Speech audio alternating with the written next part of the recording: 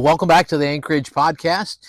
We're here today to learn a little bit more about the history of the Anchorage and how God has worked over the years.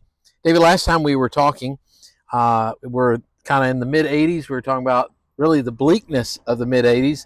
So what moved you on from that moment? What was the catalyst moment, I guess, that to bring us to the point today? Obviously, you continued on.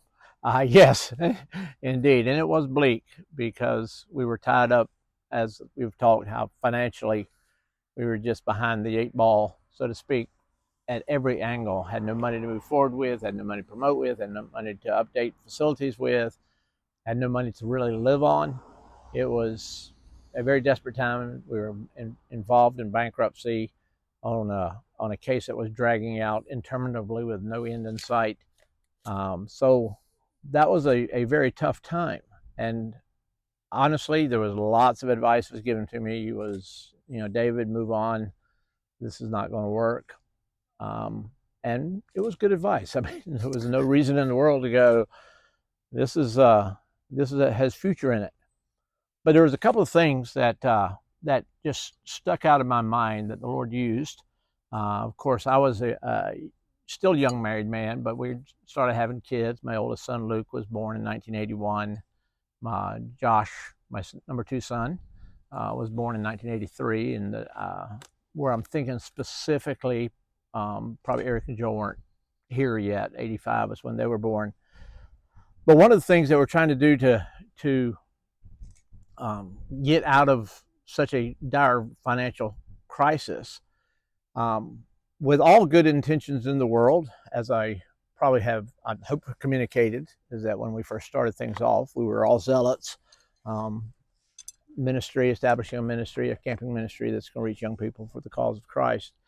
But one of the things we wanted to be, because we were set smack dab in a community like Waccamaw, and we wanted to be good neighbors, and it was a very untrusting time as to how government was coming to play with taxes and such, that we opted, probably not wisely, but we opted on not seeking a nonprofit status. And so we had been operating since 1973. This is probably 82, maybe 83, somewhere in that neighborhood. We've been operating under not taxes in. We were paying property taxes. We were paying taxes on income, certainly store income and such as that. And so we decided if we were going to get the donations that were necessary to try to move us forward, which were going to be some pretty substantial donations, because we were, well in arrears at this point in time. Things were bad. That we needed to go ahead and get our nonprofit status. So we filed for it with the federal government, 501c3, filled out all the paperwork, and we're waiting on that to come in to be approved. And why wouldn't we be approved? We're, nonprofit. We've proved that, by the way. There's no way in the world you can mistake us for a profitable situation. And so that's where we went. Well, not really fully understanding the times that we were living in, there were a lot of high-profile evangelical ministries that had come under intense scrutiny with being able to operate under a nonprofit 501c3 status. PTL, this was before the scandal. I think the scandal was in 1987, if I remember right. But before the scandal, but PTL was kind of at the peak of its operation, having their theme park going and developing this big resort type of area. And all of that, of course, was very high profile on their television ministry and such. And people were going, hey, how do they do a resort? You got Carowinds right down the road and they have to pay taxes. How come PTL doesn't? And then I think one of the other evangelicals, if I remember maybe correctly, was probably Rex Humbard or somebody like similar to them, that had just tons of rental property that was they were using. Basically, it was a rental business, but they were operating under a 501c3 at the time and not paying taxes on that. And so when we applied, you're looking at what our schedule looks like. We're a camp. This is what we do. You get up in the morning, you go fishing, you go out to the lake, you go skiing or tubing. You go swimming, you got a roller skating rink, and if you put the hours in the day, you had 2 hours or 2.5 hours of biblical instruction, and then a lot of playtime. And so we got turned down. That was much to our surprise, and that was certainly devastating to any potential that we had as far as being able to move forward and seek donations from moneyed sources, and certainly any foundation um, or any kind of donor advised fund. I'm not sure they even existed back then, but they that sort of thing, and just kept us in a place that we couldn't function. And so it became very important for us to battle this and not just accept the status quo. And so, under the advice of our lawyer, a very godly man, Tom Strickland, he was based out of Goldsboro, had been in politics up in Raleigh. I think actually was running for governor at somewhere in this point in time. And he and my dad were very good friends. But under his tutelage, under his advisement, we came up with a plan to challenge this scenario, of which we've been operating now for about 11 years or so, of going back and at least finding some testimonials of some people that had been part of the camp from the earlier days, and give them a written testimony about what the camp had meant to them and why it should get nonprofit status. Well, of those that we sought, and most of these folks I knew, we weren't that big an operation. Most of these folks I knew. Once their testimonies were in hand, we filed that, and went to Tom Strickland, of course. He was the lawyer handling all this kind of stuff. And he brought them basically to our attention. And he was absolutely just floored, going, this ministry has had a tremendous effect on these young people. Their lives have changed. It's changed for generations. He was pointing this out to me, and I think that was the first time it really dawned on me, is that the ministry that I was a part of at this point in time, struggling, absolutely young, no question about it, actually had the potential of affecting people's, not only their lives, but their future families, their current families, their churches, for a generation or more to come. And I'm like, if that's what I need to be a part of, then I'm in. And so it held. Again, you got to look at reality, and I'm not saying that I never doubted that this is what I ought to be doing. But again, I think I mentioned that previously that once I realized this is the ministry God's called me to do, and He hadn't called me from it yet, so I'll just keep on keeping on as long as that door's remotely open, and it stayed open, and it was remote.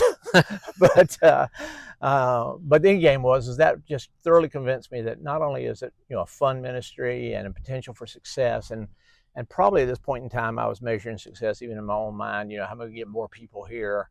How can it pay for itself? I mean, typical immature thinking. To the idea of, wait, no, this has the effect, the ability through the Scripture, through the application of Scripture, through the personal relationships and applying the truth of Scripture personally. This has the ability, the potential of affecting generations for the cause of Christ. And so that is one of the things that just drove me. It didn't tell me how to do it, just this is what drove me forward. The second thing, about the same time, 1984 to be exact, again, Jeannie and I were young family. We lived in the house here on the property. The house had problems. The house had problems from the time until we tore it down a few years ago. But the house had problems, but this is before we actually addressed any of the problems. We just, again, we had no money, so everything was done on a wing and a prayer. But it was a house that had been built probably in the late 40s as a 2-room structure for somebody to spend the night in, and then had been added onto poorly, I think 5 other times. I think when we finally redid it, had been, and most of those were flat roofs that had just been butted up, or a porch that had been closed in, or whatever else. Anyway, the thing leaked like a sieve. It was glass all the way around. The windows were so loose, it was ridiculous. You could, if your heat was not on at night during a cold winter night, you would you wake up with ice on your commode type Oh, scenario. It was there were some tough things about it, and so we had played at it and played at it and played at it. But in 1984, we had not suffered a hurricane in some time through this area, and then Hurricane Diana was hanging off the coast. It looked like it was coming up through this way. It was aiming right for the Cape Fear, like so many of them do now. And I remember looking at it, and it kept the track just never varied. It kept coming this way and coming this way and coming this way. And finally, I was like, oh, you got to do something with this house. So somewhere we scraped up enough money and got a bucket of tar and up on a flat roof, which flat roofs, frankly, if you want my opinion on things, flat roofs are of the devil. But I'm up on this roof and I'm trying to find, cracks and stuff like that and tar them up, and the tar is wet and it's hot and such as that. And the hurricane is just probably 10 to 12 hours away. And I was like, this is never going to work. This roof is coming off. It's going to be, there's going to be a dry spot in the house. What are we going to do? And I remember praying, Lord, I just need 24 hours. 24 hours and we can actually survive this thing. Well, to everybody's surprise, the hurricane came in, basically touched shore. It was, pretty broad, probably the eye stayed offshore, never came shore there, and then turned around and went right back out to sea and hovered out there, unknown, whatever else, for a little over 24 hours, and then turned around and came right back in and hit us. And the house survived okay, and it was a weird experience. And I'm like, you had your 24-hour reprieve. yeah, I had my 24-hour reprieve. Now, the only thing I've been doing ever since then, for the last however many years now, it's been 40 years, is going, why don't you just pray for it to go away? Okay? Why 24 hours? Hurricanes never leave for 24 hours and turn around and come back. But it dawned on me. I'm like, that was of the Lord. There's no question in my mind. You could not convince me at any situation that was not just an answer. All right, David asked for 24 hours. We'll give him 24 hours and then let it do what it's going to do. And I was like, okay, well, maybe the track forward, big picture, is that prayer really needs to be the thing that drives us. I mean, I don't say I didn't believe in prayer, but I said maybe prayer is the thing that needs to drive us. I need to start praying for the things that I think need to go forward for this to be successful in reaching its potential in ministry, not just getting more people here and paying its bills and whatever else. And so those are two things were just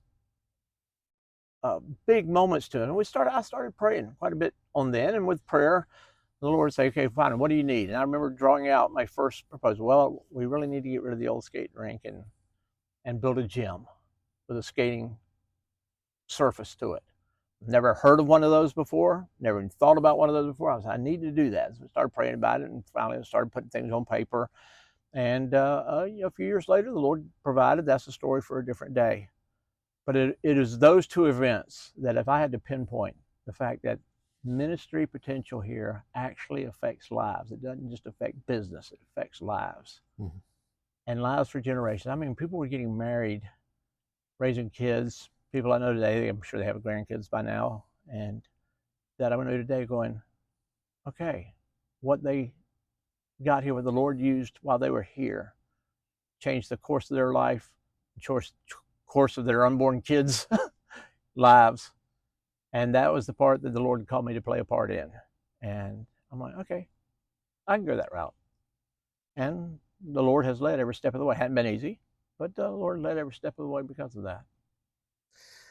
I was kind of thinking, even as you were talking about that, how that what we just finished up today was a couples retreat, and how the connection even to some of these couples actually goes back to their kids coming to camp, going home and telling their parents about camp. Yeah. And then now here we are having couples coming, and they're like, our kids were right what they said about camp, and how the Lord has used this weekend in, maybe we would say, a reverse generation situation, but just the goodness of God to use simple tools and simple instruments to continue his program. Yes, indeed.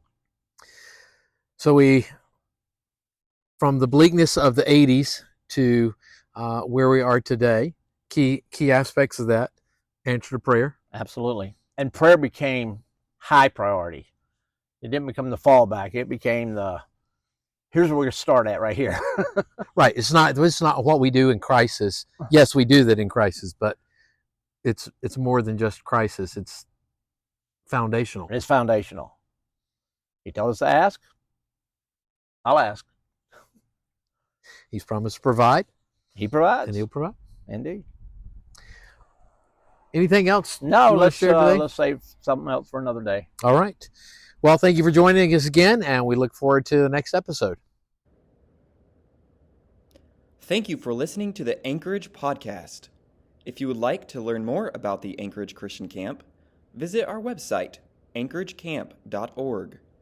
If you have questions or podcast suggestions, please email info@anchoragecamp.org. May God be glorified. Hebrews 6:19, which hope we have as an anchor of the soul, both sure and steadfast, and which entereth into that within the veil.